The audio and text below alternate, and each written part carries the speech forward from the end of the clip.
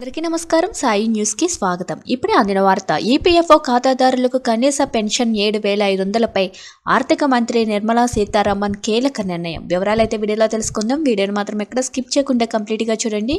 Video కానీ మీకు నచ్చినట్లయితే మన ఛానల్ని సబ్స్క్రైబ్ చేసుకోండి. అదేవిధంగా లైక్ చేసినట్లయితే మరింత మందికి సమాచారం చేరుకుంటుంది. ఇంకా వివరాల్లోకి అయితే వెళ్ళిపోదాం. ఈపీఎఫ్ఓ సభ్యులకు పెద్ద వార్త. ఉద్యోగులకు ప్రొవిడెంట్ ఫండ్ ఆర్గనైజేషన్ నుండి ఈపీఎస్ 95 పెన్షన్ పథకం చాలా కాలంగా చర్చనీయాంశంగా ఉంది. మంచి జీవన ప్రమాణాలకు కొనసాగించడానికి కనీస పెన్షన్ పెంచాలని పెన్షనర్లు వాదిస్తున్నారు. ఇటీవల ఈపీఎస్ 95 కింద కనీస పెన్షన్ను 7,500కి పెంచినట్లు ప్రకటించారు. అదనపు అలవెన్స్లకు ఆమోదం లభించింది. ఈ వార్త లక్షలాది మంది ఉద్యోగులు మరియు పెన్షనర్లలో ఆనందాన్ని రేకెత్తించింది. ఈ వ్యాసంలోని ఈ నిర్ణయం యొక్క వివరాల్లోకి వెళ్ళి పెన్షనర్ల జీవితాలపై దాని ప్రభావాన్ని అన్వేషిస్తాము.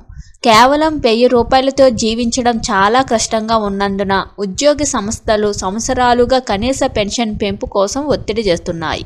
ప్రభుత్వం చివరకు ఈ పిలుపులకు స్పందించింది మరియు 7,500కు పెంచడం వలన గణనీయమైన ఆర్థిక ఉపశమనం లభిస్తుంది.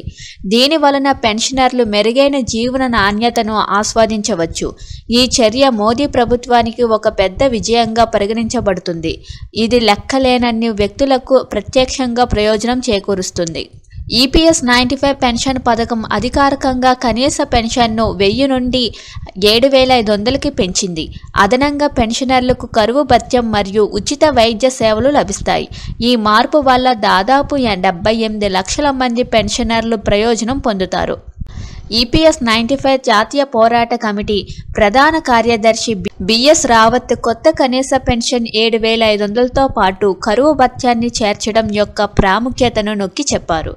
ఈపీఎస్ 95 జాతీయ ఉద్యమ కమిటీ జాతీయ అధ్యక్షుడు కమాండర్ అశోక్ రౌత్ కూడా కనీస పెన్షన్ మరియు ఉచిత ఆరోగ్య సంరక్షణ సేవల కోసం వాదించడానికి ఆర్థిక మంత్రిని కలిశారు. Thank you for watching this video.